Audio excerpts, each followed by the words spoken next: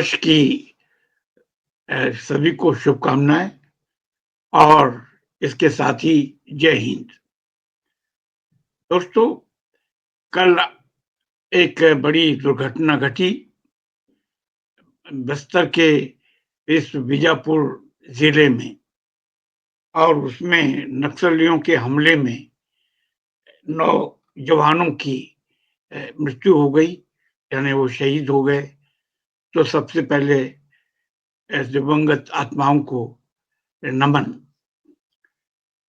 दोस्तों, ये सिलसिला कब तक चलता रहेगा? मेरी सबसे बड़ी मतलब समस्या नहीं, दुःख भी है, पीड़ा भी है कि ये एक लंबे समय से चल रहा है। कभी नक्सलाइट यानी नक्सलपंथी या माओवादी जो भी आप कहें, वो मरते हैं और कभी हमारे जो जवान हैं, पुलिस के हों या सीआरपी के हों या बीएसएफ के हों, कोई भी हों, वो मरते हैं। मरते तो मेरी नज़र में मरते तो भारत के जवान ही हैं, चाहे इस तरफ के हों और चाहे उस तरफ के हों। हमारे होम मिनिस्टर ने कहा है कि हम 2026 तक नक्सल समस्या अ, का समाधान कर लेंगे, उसे समाप्त कर देंगे। अच्छी बात है, इसका स्वागत किया जाना चाहिए और लेकिन सवाल तो ये है कि ये असली समस्या क्या है? उसको और ध्यान देना चाहिए। कहीं इसमें कहीं शोषण तो नहीं है, उत्पीड़न तो नहीं है, कहीं गैर बराबरी तो नहीं है, कहीं सामाजिक अन्याय तो नहीं है। इस सब की ओर भी अ, चाहे किसी भी पार्टी की सरकार हो, चाहे कांग्रेस की हो या बीजेपी की हो या और किसी दल की हो, इस ओर बुनियादी चीज़ों की ओर ध्यान देना चाहिए कि आखिर ये ये नक्सलवादी समस्या यानी माओवादी समस्या क्यों बनी हुई है अभी तक? हम लोग हिंदुस्तान में यानी 15 अगस्त 1947 को आज़ाद हुए थे। अमृतकाल खत्म हो गया है और फिर भी यानी मेरे पास जो आंकड़े हैं, एक अखबार भास्कर ने बताए हैं कि पिछले 24 साल में करीब 1313 जवान शहीद हुए और दूसरा ये बताया है कि जो एक और आंकड़ा है कि 2000 पिछले साल यानी पिछले 7-8 सालों में कम से कम 200 जवान शहीद हुए। लेकिन इसके साथ ही पिछले साल 287 नक्सली भी मारे गए और 837 लोगों ने सरेंडर भी किया। लेकिन सवाल ये है कि राज्य और नक्सली दोनों के बीच ये टक्कर कब तक चलती रहेगी? ये मुख्य समस्या है। इस ओर ध्यान देना चाहिए दोनों को। मैं जहां तक समझता हूं कि माओवादियों को अपना ये रास्ता छोड़ देना चाहिए, यानी हिंसा से, वायलेंस से अब कुछ नहीं हो सकता। यानी कि आप एक जमाना था जब हथियार बंद क्रांति हुआ करती थी, आर्म्ड रिवॉल्यूशन होते थे, जिसके जैसा कि लेनिन के लीडरशिप में या माओ की लीडरशिप में या क्यूबा में कास्ट्रो की लीडरशिप में, चे गुवेरा की लीडरशिप में हुआ और जैसा कि 2008 में नेपाल में हथियारबंद क्रांति हुई। लेकिन अब समय बदल चुका है। अब वो अब आप कल को कोई माओवादी ये सोचे कि साहब हम माओ की तरह एक लॉन्ग मार्च निकालेंगे जो 30s में निकाली गई थी, वो तो अब संभव ही नहीं है, बिल्कुल नामुमकिन है। क्यों? मेरा ये मानना है कि आज की दुनिया में 21वीं सदी में अल्ट्रा राइट आर्म्ड रिवॉल्यूशन नहीं हो सकता, ना अल्ट्रा राइट लेफ्ट रिवॉल्यूशन नहीं हो सकता। यानी दोनों तरह की, चाहे वो चरम दक्षिणपंथी हो रहे हों या चरम वामपंथी रहे, दोनों अब हथियार बंद क्रांति नहीं कर सकते। सिर्फ याद रखें, अब इस युग में सिर्फ सिर्फ वोटों के द्वारा यानी मत के द्वारा या बैलेट के द्वारा ही सत्ता में परिवर्तन लाया जा सकता है, कुछ मूलभूत परिवर्तन लाया जा सकता है और इसलिए कि कभी एक माओ ने एक ज़माना था तब कहा था कि बंदूक की नाली से सत्ता निकलती है, वो ज़माना अलग है, गया।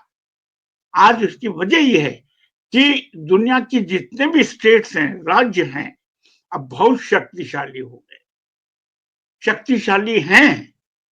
जब माओ ने या लेनिन ने या कास्ट्रो ने या और जगह जो क्रांतियां हुई हैं, उस जमाने में जो राज्य थे यानी स्टेट, दी स्टेट, वो बड़ी कमजोर हुआ करते थे। उस समय टेक्नोलॉजी का रिवॉल्यूशन नहीं हुआ था। आज ये सब कुछ है, यानी इस समय किस भारत में ही नहीं, कहीं भी हो, स्टेट के पास एक अथाह असीम शक्ति है। इसलिए एक ही रास्ता है और वो गांधी जी का रास्ता मैं तो अब मानता हूँ। और वो यानी वो है कि आप यदि लोकतंत्र में कुछ मूलभूत परिवर्तन लाना है, तो आप केवल अपने, चाहे वो बैलेट पेपर समझ लीजिए, चाहे ईवीएम समझ लीजिए, लोगों के मतों से, वोट से ही एक बुनियादी परिवर्तन लाया जा सकता है। और इस बात तो एक और भी बात है कि यहाँ जो शासक दल हैं, जो सरकार चलाने वाले हैं, राज्य के जो संचालक हैं, उन्हें भी अब सोचना चाहिए कि भाई कहीं-कहीं तो उनकी पॉलिसीज में भी तो कमियां होंगी। अगर मान लीजिए एक समतावादी दृष्टिकोण अपनाया जाए समाज के प्रति, अमीर और गरीब के बीच खाई ना बढ़ने दी जाए, तो हो सकता है ये समस्या खुद ब खुद खत्म हो सकती है। लेकिन हमारे जैसे अब भारत में लें, हम जो हंगर उसमें हैं, इंडेक्स में हम लोग इस समय 105वें स्थान पर हैं, 127 देशों के स्थान पर, जबकि 10-12 साल पहले हम 54-55 पर थे। इसका मतलब ये कि हम, ये गरीबी हो या शिक्षा हो या स्वास्थ्य हो या मोर्टेलिटी रेट हो, सब में हम नीचे क्यों जा रहे हैं? तो ये जिम्मेदारी किसकी है? ये जिम्मेदारी राज्य की है, स्टेट की है। मैं पहले ही कह रहा हूँ कि किसी भी पार्टी की सरकार हो, उसकी प्रारंभिक जिम्मेदारी है कि हम राज्य के संसाधनों, जो भी उसके पास है, उसका सही उपयोग करें। आज भारी चमक-दमक में तो काफ़ी खर्च कर रहे हैं, ठीक है, बुलेट ट्रेन चलाइए और उसमें कोई बुरी बात नहीं। लेकिन ये भी देखना चाहिए कि हमारे गाँव में पर कैपिटा इनकम कितनी है? क्या सभी जगह स्कूल ठीक तरह से हैं? ऐसी रिपोर्टें आ रही हैं कि ड्रॉप आउट बढ़ रहा है। स्कूल में पर्याप्त संख्या में शिक्षक नहीं है। इसी तरह प्राइमरी हेल्थ सेंटर जो है, वहां पर दवाइयां नहीं होती, डॉक्टर पूरी तरह से नहीं होते हैं। तो हम उस तरफ क्यों ना ध्यान दें? आप मान लीजिए किसी मंदिर या मस्जिद को सजाने में आज इतना हजारों दीपक जलाते हैं, रोशनी करते हैं, इसकी बजाय तो आप इसकी तरफ ध्यान दें कि हम बुनियादी समस्याओं को, लोगों को रोजगार मिले। अगर मान लीजिए लोगों को एक अच्छा जीवन मिलता है, तो वो माओवाद की तरफ क्यों अट्रैक्ट होंगे?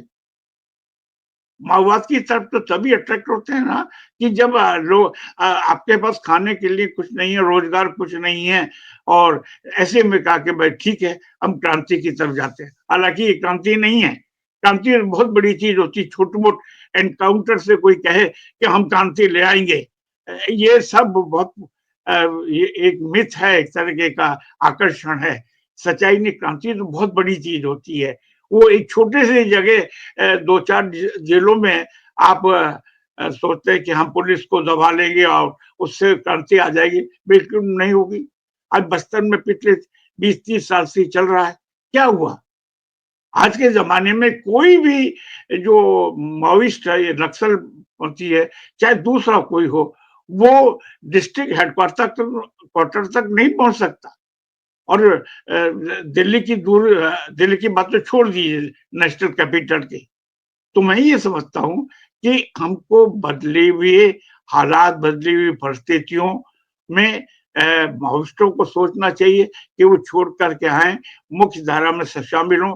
अब उसमें आइए लोकतंत्र में। अब देखिए जितने लोगों ने भी क्रांति की है या जो भी रहे, आखिर में उनको उसके मुख्य धारा में आना पड़ा। आप चलिए अब पड़ोसी देश नेपाल को ले लीजिए, उन्होंने भी 10-15 साल तक एक हथियार बंद क्रांति की थी, काफ़ी लोग उसमें भी मरे और आखिर में उनको भी चुनाव में शामिल होना पड़ा।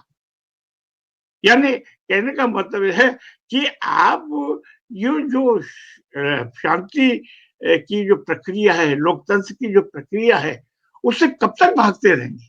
उससे दूर नहीं हो सकते। हाँ, सरकार पर दबाव बनाएँ कि हम जनता को मोबिलाइज़ करें, कहें कि जैसे आज किसान लोगों ने धरना दे रखा है। पहले भी दिया था और 1 साल तक चला और उसके दबाव में सरकार को 3 कानून वापस लेने पड़े और अभी भी चल रहा है।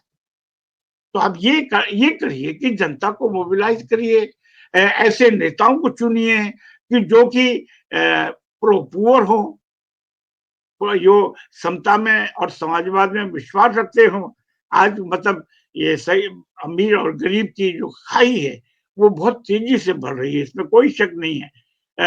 चंद लोग ही अमीर पर अमीर होते जा रहे हैं और वहाँ गरीब और गरीब होता जा रहा है, उसका और हाशियाकरण होता जा रहा है, इसमें कोई दो राय नहीं है। लेकिन ये तभी संभव है कि जब हम अच्छे व्यक्तियों को वोट के द्वारा, ईवीएम के द्वारा चुन करके भेजेंगे, जो ईमानदार रहें, जो बिके नहीं। सरकारें हम आपने देखा कि किस तरह से हमारे जो विधायक वगैरह हैं, जो निर्वाचित लोग हैं वो बिक जाते हैं और सरकारें गिर जाती हैं। चाहे वो महाराष्ट्र हो, चाहे वो मध्य प्रदेश हो और चाहे वो और जगह हो, कई जगह ऐसा हुआ है। मैं समझता हूँ, अगर आप एक ईमानदार जनप्रतिनिधि को चुनेंगे, तो उसके लिए उसके बाद वो बिकेंगे नहीं और वो सरकार जब अच्छे लोग उसमें आएँगे, आज 30% 35% लोग तो ऐसे संसद में हैं या विधानसभाओं में हैं जिनके खिलाफ कई संगीन मुकदमे लगे हुए हैं। तो पहले ये मांग हमको करनी चाहिए जन आंदोलन के द्वारा कि नहीं, अ, हम एक तो राइट टू रिकॉल जो एक ज़माने में जयप्रकाश जी ने चलाया था, राइट टू रिकॉल कि अगर मान लीजिए कोई प्रतिनिधि अच्छा काम नहीं कर रहा है, तो उसको हम वापस बुलाएँ। और तो ये जो है चुनाव सुधार होना चाहिए, ईवीएम में सुधार होना चाहिए।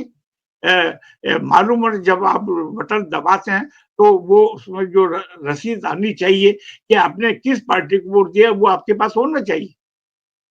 और जो जिस तरह से इलेक्टोरल बॉन्ड के द्वारा चाहे वो बीजेपी हो चाहे कांग्रेस को पार्टियों को जो पैसा दिया जाता है और बाद में उनको फायदा कराया जाता है, उनको कई तरह के उद्योग धंधों में कराया जाता है, इसको रोकने की जरूरत है और इसके लिए तभी संभव है जब शांतिपूर्ण ढंग से आप जन चेतना पैदा करेंगे, लोक चेतना पैदा करेंगे, संविधान में जो आपके अधिकार हैं उनसे जनता को जागरूक करेंगे। यही एक तरीका है मित्रों। ये ये जो आर्म्ड रिवॉल्यूशन की जो बात है, मैं तो इसको बिल्कुल एक मिथ मानता हूँ। जैसे कि ये लोग कहते हैं कि हम अखंड भारत बनेगा या हिंदू राष्ट्र बनेगा, ठीक यही है। ये दोनों में कोई ये सपना दिखाया जाता है आम लोगों को कि भई ये ठीक है क्रांति आएगी। कोई मतलब ये सब एक तरीके का सुनहरा ख्वाब है, रोमांटिक ख्वाब है। रोमांटिक ये दोनों तरफ का है। एक तरफ चरम दक्षिणपंथियों का ख्वाब है, उनका भी है रोमांटिक ड्रीम कि हम अखंड भारत बनाएँगे और हिंदू राष्ट्र बनाएँगे, हमारा राज्य अफ़गानिस्तान तक होगा, फलाना-ढिकाना होगा। ठीक है, ये हम क्रांति लाएँगे। अरे! ये सब एक रोमांटिक नज़रिया है।